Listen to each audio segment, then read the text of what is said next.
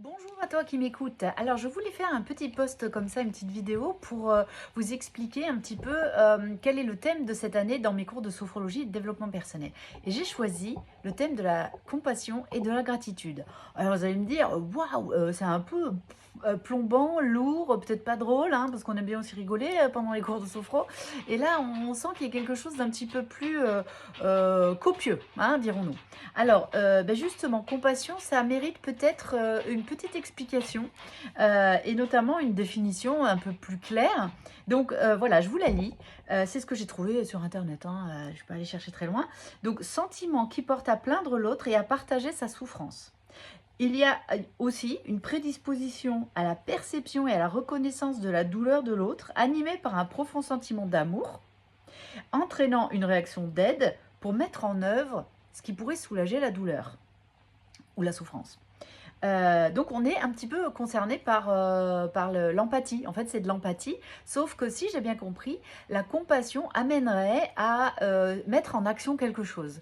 Et il y a des spécialistes en neurosciences et en psychologie qui ont, on va dire, élaboré une sorte de stratégie en 5 points pour définir la compassion et notamment pour s'aider à y rentrer et que si on n'y était pas hein, dans ces 5 points, on n'est pas tout à fait dans la compassion.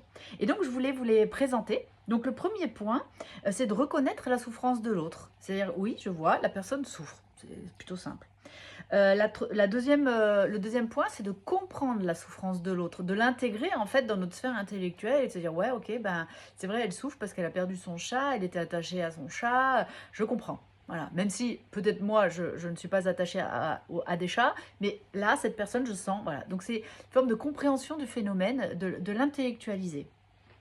Troisième point, se sentir quand même ému, connecté à la personne qui souffre, c'est-à-dire, bah ouais, la pauvre, ça n'a pas l'air d'être facile, ou le pauvre, là, il a attrapé cette maladie, où il a dû, je sais pas, se faire opérer. Ouais, je ressens quelque chose au fond de moi qui me gêne même moi, en fait, en pensant à la souffrance de l'autre. Hein, c'est une connexion. Ça ne veut pas dire de tout prendre, mais simplement de, voilà, ah, je sens que c'est comme ça que ça se passe pour lui. En quatrième point, c'est de tolérer, d'accepter que l'autre qui souffre peut avoir des attitudes différentes parce qu'il souffre. Donc, je perds mon job, ça me crispe, ça me fait peur parce que l'avenir, les factures, etc. Et donc, je me mets en colère plus facilement. Voilà, c'est que pendant un temps, la durée, en tous les cas, du problème, je peux changer. Je peux ne plus être la même personne parce que je souffre tout simplement. Et donc ça peut être de l'enfermement, ça peut être de la colère, ça peut être de l'irascibilité, ça peut être, je sais pas, un excès de quelque chose. Enfin, à ce moment-là, je ne suis plus la même personne et j'ai besoin de vivre ça de cette façon-là. En quatrième, non, ça c'était le quatrième point. Donc en cinquième point, pour être dans la compassion, selon ces chercheurs-là, ces spécialistes, ce serait d'agir et de mettre donc en œuvre quelque chose pour soulager la souffrance de l'autre, hein, d'être motivé pour ça. Alors, il est vrai que l'autre n'a peut-être pas envie d'être aidé, ne veut peut-être pas accueillir cette aide, mais en tous les cas, vous, si vous êtes dans la compassion, vous auriez vraiment cet élan d'aide envers cette personne. Qu'est-ce que je peux faire? Est-ce que je vais la voir plus souvent? Est-ce que je lui rends service? Est-ce que, voilà, c'est de mettre en place, de proposer en fait sa présence, hein, des fois, pour soulager l'autre. Alors vous allez me dire, bah, d'accord, super, moi je suis venue pour me détendre à tes cours de sophrologie, pas pour faire voilà, des cours de philo ou je sais pas quoi. À quoi ça pourrait bien me servir cette compassion?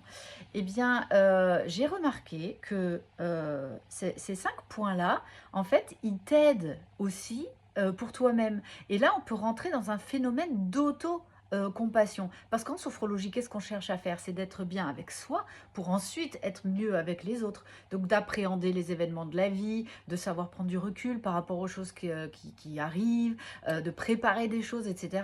Donc c'est bien moi avec moi-même pour peut-être les autres aussi, hein. Donc l'autocompassion, eh bien les 5 points, ils s'adaptent à nous-mêmes, ils s'adaptent à toi. Donc le premier point, c'est reconnaître que tu souffres. Ben ouais, en ce moment, c'est la galère, quoi. C'est super pénible pour moi. Et ben ouais, je reconnais que je suis en souffrance. Deuxième point, je la comprends. Alors peut-être avec quelques difficultés, mais pourquoi, comment, machin, je peux me faire aider d'ailleurs pour ça. Mais en tous les cas, c'est de poser peut-être un regard un peu intellectuel sur la souffrance que je suis en train de vivre. Troisième point, ben, avoir une émotion.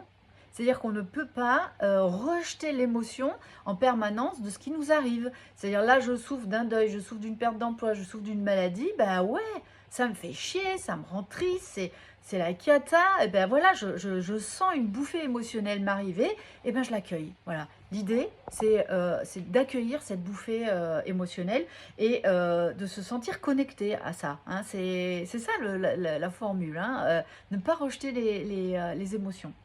Et quatrième point, donc c'est de tolérer qu'on a nous-mêmes aussi des façons d'être un peu différentes que quand tout va bien. Donc je souffre d'un deuil, je souffre d'une perte d'emploi, je souffre d'une maladie, et ben à ce moment-là, ben, je deviens irascible, je deviens colérique, je deviens taciturne, je deviens absente ou absent, voilà. Enfin bref, j'ai une attitude qui peut bien sûr être elle aussi corrigée, hein, ou améliorée. Mais c'est important de tolérer ça chez soi, puisqu'il y a une période où on n'est pas bien, et bien on a le droit d'aller mal avec des petites situations qui s'additionnent. Et, pardon. Et cinquième point, eh bien, être motivé pour agir pour soi-même. Parce que sinon, effectivement, ben, on tourne en rond. Et là, à ce moment-là, on est dans sa propre compassion, dans l'autocompassion, à partir du moment où ben, on met quelque chose en place pour aller mieux. Et ça, c'est essentiel, je crois. Et pour aller mieux, eh bien, il n'y a rien de tel que de finalement se tourner vers les autres, de demander de l'aide.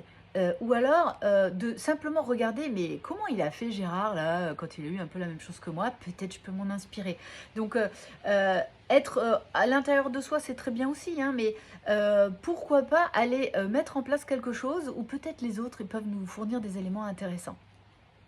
Mais il y a plein d'autres manières de s'aider et d'agir pour soi. Mais en tous les cas, voilà, ces 5 points finalement qui sont tournés vers les autres dans la compassion peuvent être aussi tournés vers soi dans cette autocompassion.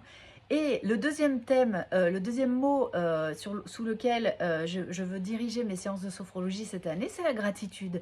Eh bien, gratitude, ce sentiment-là, on l'a quand quelqu'un nous a rendu service ou quand quelqu'un a fait quelque chose de bon pour nous.